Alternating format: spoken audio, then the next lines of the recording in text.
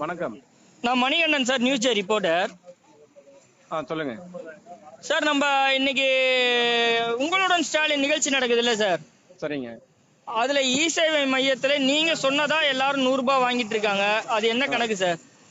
எல்லாருன்னா யார் யார் வாங்கினாங்க சார், அது சொல்லல நானு, அது வேண்டாம்.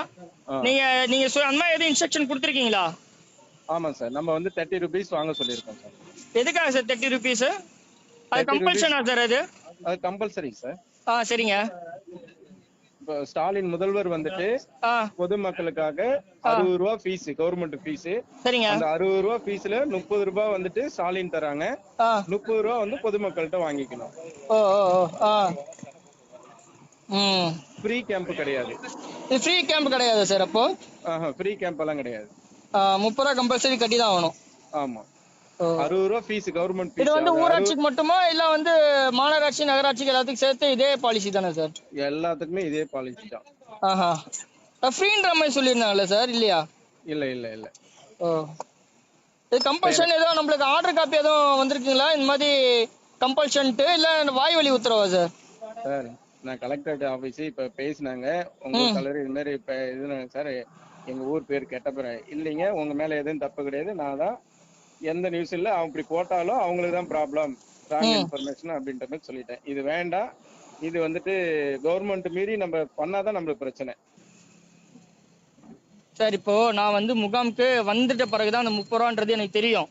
சரிங்க. ஆனா நான் முகாமுக்கு வராம என்கிட்ட இன்டிமேட் பண்ணீங்களா? சரி, நான் மக்களா வந்து எனக்கு தெரியப்படுத்திருக்கீங்களான்னு கேக்குறேன். அந்த இதுவை மக்களா வந்து தெரியப்படுத்திருக்கீங்களா? முகாம்ல வந்து இ சேவை மையத்துல நடைபெறக்கூடிய பணிகளுக்கு 30 ரூபா வந்து தமிழக அரசு தரப்புலயும் 30 ரூபா மக்களும் கொண்டு வரணும்னு சொல்லிட்டு, அது செய்தி வாயிலாவோ இல்ல வந்து பத்திரிகை செய்தியின் வாயிலாவோ தெரியப்படுத்திருக்கோமான்னு கேக்குறேன். நீங்க எந்த நியூஸ் ரிப்போர்ட்டர்? நான் நியூஸ் ஜே சார். நியூஸ் ஜேவா?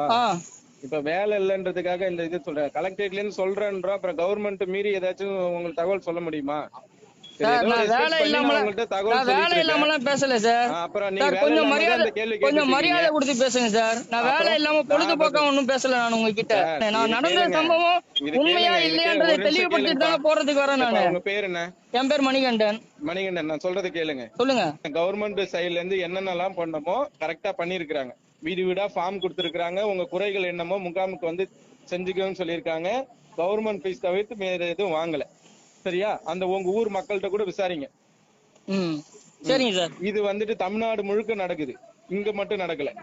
சரி, ஓகேங்க சார். 38 மாவட்டத்திலயும் நடக்குது. சரிங்க சார். ஓகே. ஹலோ மணிகண்டன், சொல்லுங்க சார்.